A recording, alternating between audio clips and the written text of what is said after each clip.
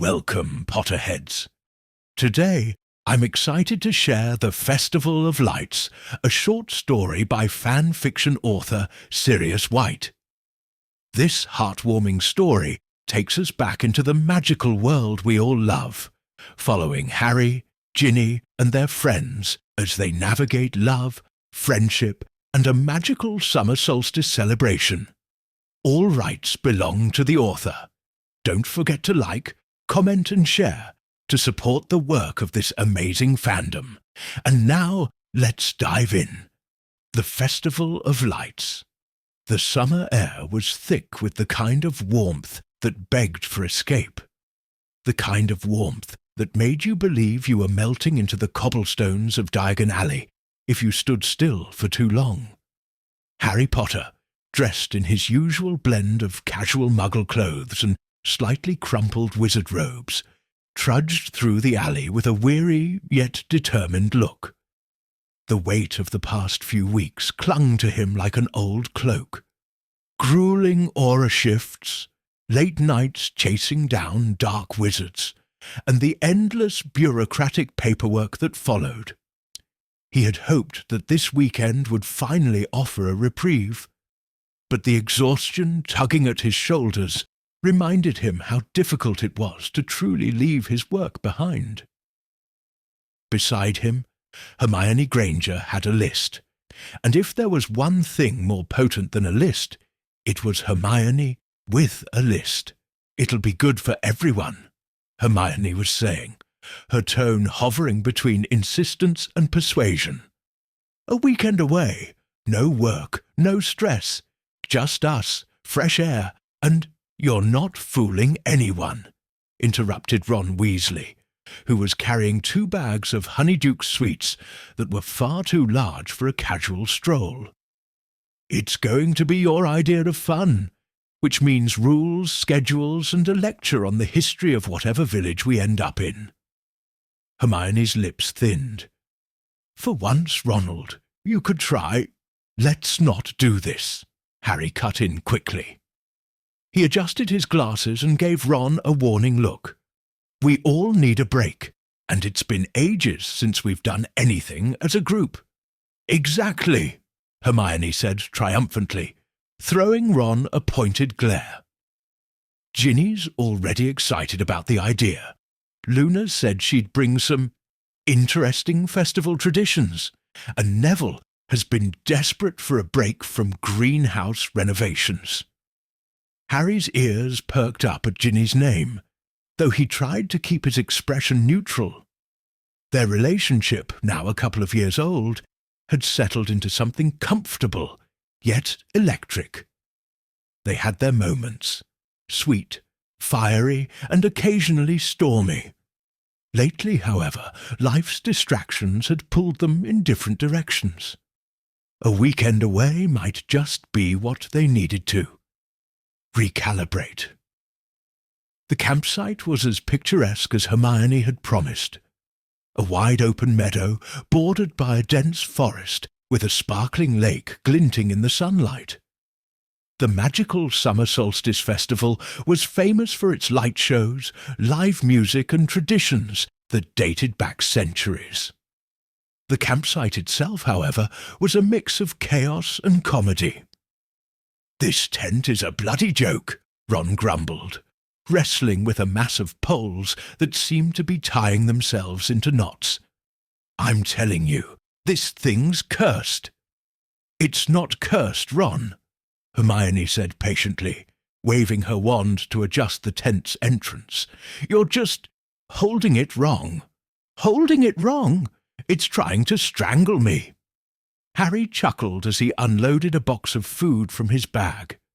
Nearby, Ginny was unpacking her own bag with Luna, who was wearing a garland of buttercups and an expression of serene amusement. "You'd think," Ginny said loudly enough for everyone to hear, "that an aura whose face-down Death Eaters could manage to set up a tent." Harry shot her a mock glare. "Says the woman who forgot the waterproof charms last time we camped and spent the night dripping wet." Ginny's eyes sparkled mischievously. I didn't hear you complaining then." Hermione made a strangled noise. Ron muttered something about decency, and Harry fought the urge to smirk as he turned back to the supplies. As the sun set, the meadow transformed. The golden light bathed everything in a warm, ethereal glow, casting long shadows that seemed to dance with the flickering lanterns. Harry paused for a moment, letting the beauty of the scene wash over him. It felt like a reprieve from the chaos of his life, a rare moment where he could breathe without the weight of expectations pressing down on his chest. Ginny, standing beside him, tilted her head to take it all in, her eyes reflecting the hues of the lanterns. "It's beautiful," she murmured, her voice soft but filled with awe. Harry glanced at her, the corners of his mouth lifting slightly. For the first time in weeks, he felt a spark of peace. Lanterns floated into the air, glowing softly in hues of orange, gold, and green. Magical music drifted through the evening, and stalls offering everything from fire whiskey to enchanted trinkets lined the festival grounds. The group had split into smaller clusters, with Neville and Luna off exploring the stalls, Hermione immersed in a debate with a historian about solstice traditions, and Ron devouring a plate of roasted magical beast skewers. Harry and Ginny found themselves strolling along the lake's edge. The crowd's noise faded into the background, leaving only the sound of water lapping gently against the shore. "So," Ginny said, breaking the silence, "what's the plan, Potter? You going to brood your way through the weekend, or are you actually going to relax?" Harry laughed softly, his gaze flicking to her profile. The golden light from the lanterns reflected in her hair, making it shimmer like fire. "I'll relax if you will." "I am relaxed," she said, her tone teasing.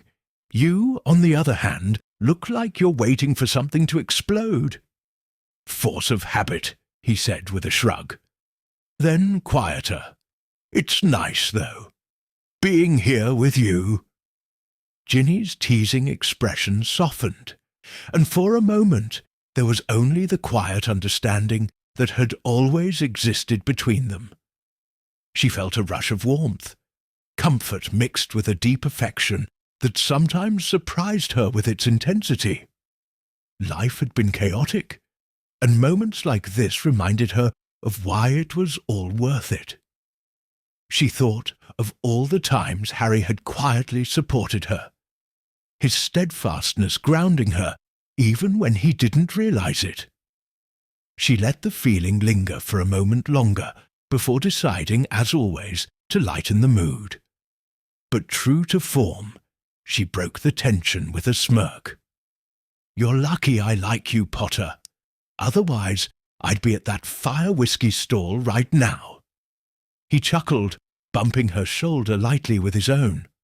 "Lucky, am I?" "Ridiculously so," she replied, grinning. "Now, come on. Let's find the others before Ron eats the entire festival." Later that evening, the group gathered around a bonfire.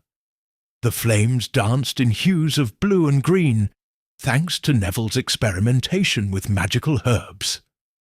Stories were shared, laughter echoed, and for a while it felt like the war had never happened.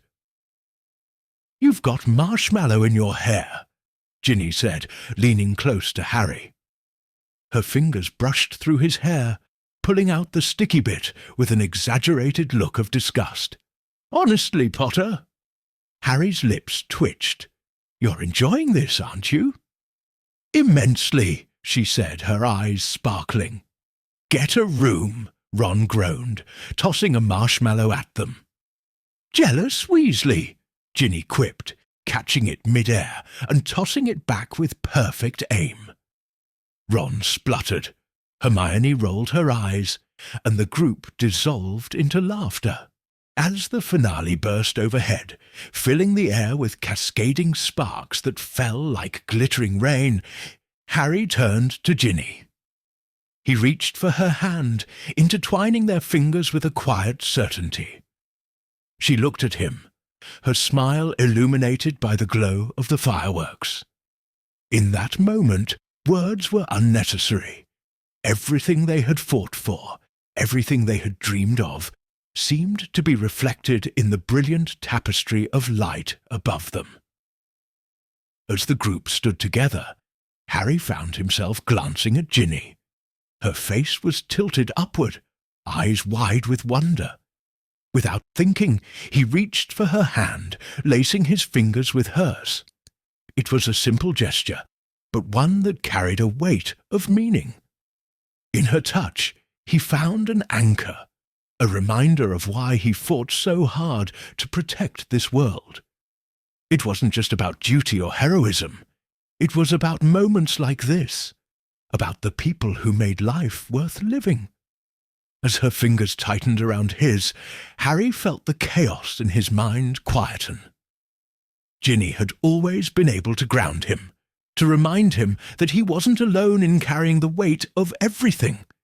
This, her, was home. She looked at him, her smile softening into something private and warm. "Happy?" "Yeah," he said, squeezing her hand. "I am." In that moment, with their friends around them and the sky ablaze with light, everything felt exactly as it should be. The story will continue. Thank you for listening, and I hope to see you next time. Let us know in the comments if you'd like to hear more of this story.